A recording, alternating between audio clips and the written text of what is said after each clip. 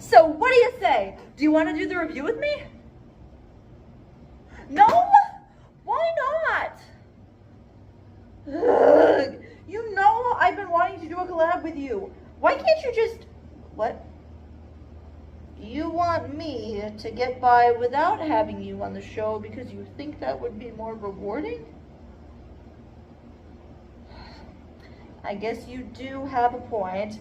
That would be more fun, and now that I think about it, the mortals might not be ready to see the two of us in the same room yet. No, it's fine. I'll figure something out. I will. Bye. Now what am I gonna do? Sandor's too shy to be on camera, and Dad doesn't want to be on the show. But this movie is so significant, it needs to have a special kind of review. Think, Marya, think. Who can you do the review with? That's it!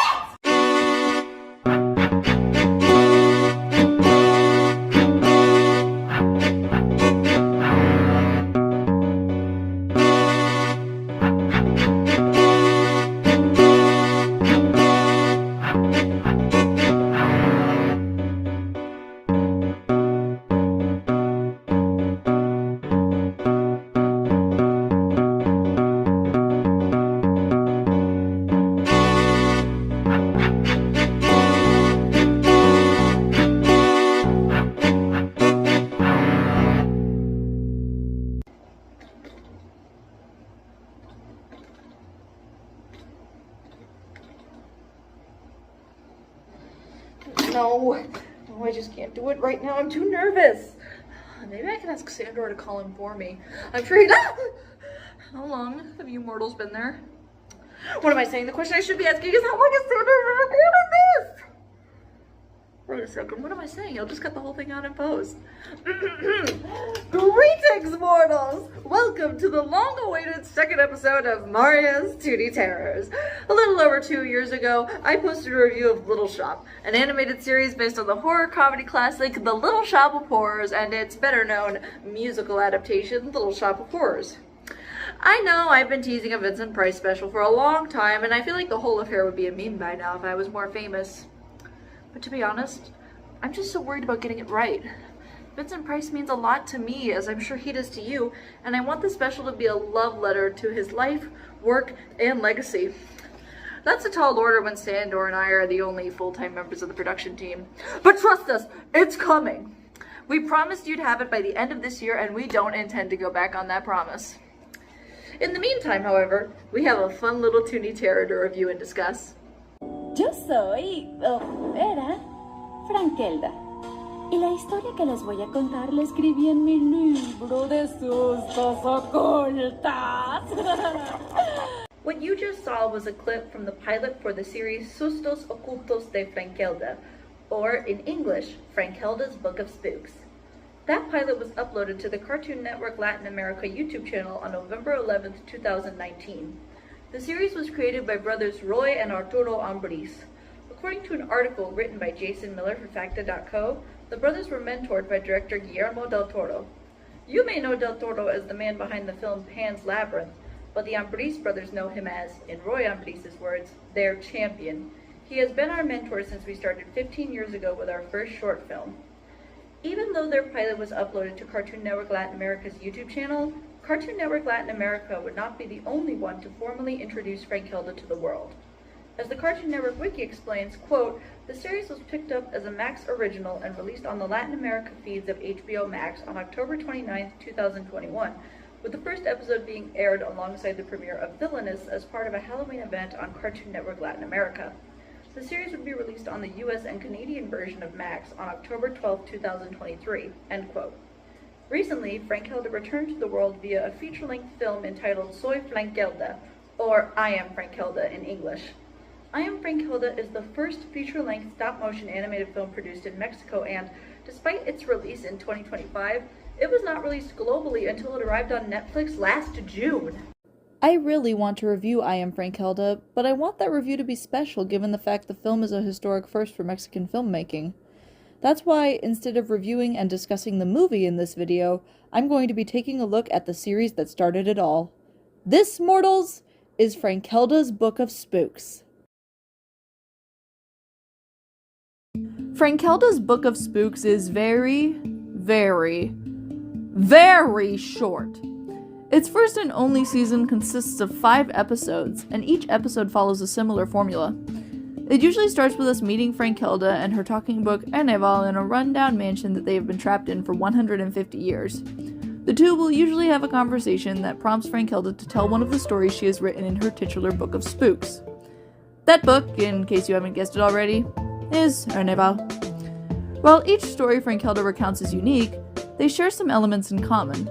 For starters, each episode revolves around a child protagonist who is facing some sort of problem in their life. The problems presented are both internal and external. One kid is trying to find a way to shirk the myriad of responsibilities his parents have put on him, while another is, to use IMDb's wording, insecure about his appearance. After the child's problem is introduced, they will encounter a supernatural creature known as a spook that will either offer to solve their problem in some way, cause an even greater problem for them, or both. I would say each story has a moral to it, but I feel like that wouldn't be accurate when considering the stories told in episodes 3 and 5. Every spook looks stunning, and in a world where it seems every kind of monster you can think of has been done by multiple filmmakers across multiple genres throughout film history, are unique enough to be memorable. I'm under the impression the Ambris brothers looked at the traditional ways monsters such as sirens, witches, and the boogeyman were portrayed and said, "Agarren nuestras cervezas!" That is, hold our beers. Instead of the witches that appear in episode 2 drinking potions to transform themselves, they use a traditional Mexican sweetbread called pan de muerto. This isn't scary in and of itself, but it fits right in with the show's supernatural and horror elements. Why? Its name literally translates to bread of the dead in English. The siren that appears in episode 3 isn't a beautiful mermaid-looking creature. She's a beautiful axolotl-looking creature. Not only that, but she hypnotizes humans with both her voice and a third eye that's situated on her forehead. I don't know if you've seen that anywhere else, mortals, but I certainly haven't. The boogeyman isn't hiding in children's bedrooms. He's out hunting for passions he can take from ungrateful humans and add to his collection. I can't say much about the spook we meet in episode 5 without going into spoiler territory, but I will say that the mysteries the series sets up in its first episode are explained away to some degree by the time Frankelda finishes his story.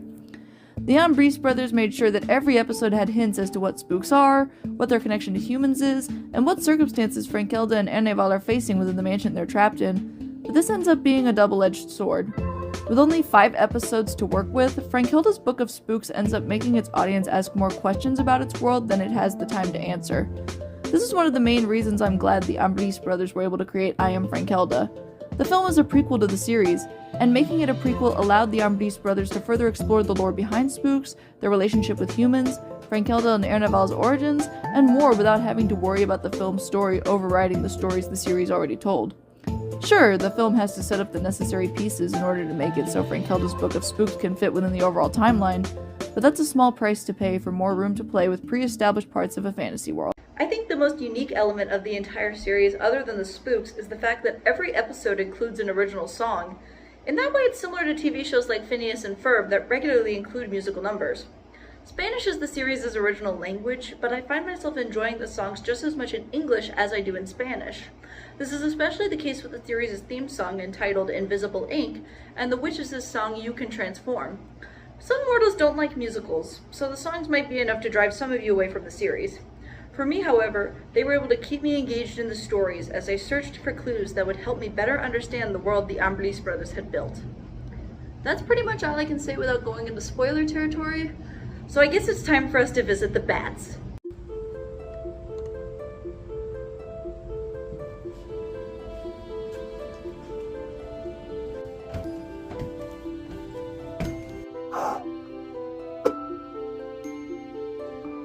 I don't know why, but everything turns black and white after you open the door to the belfry.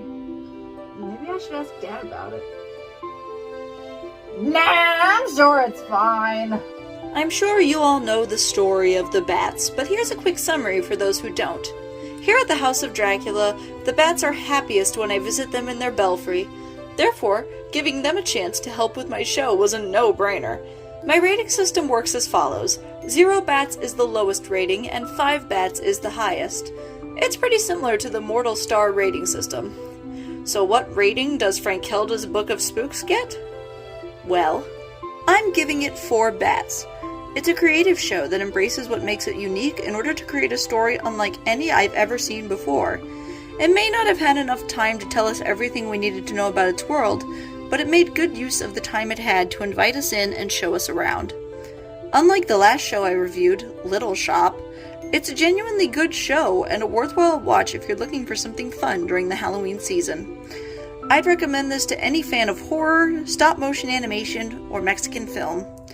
And I'd also recommend it to you. Well, mortals, that's gonna do it for this episode of Marya's Toony Terrors. If you enjoyed it, please like, comment, and subscribe. If you subscribe, don't forget to ring the bell icon and become one of our Bats in the Belfry. If you ring the bell icon, you'll be notified every time Sandor and I upload a new video here on the official Princess Marya YouTube channel. We'll see you next time, and until then, remember, if you're flying left, you're flying the wrong way.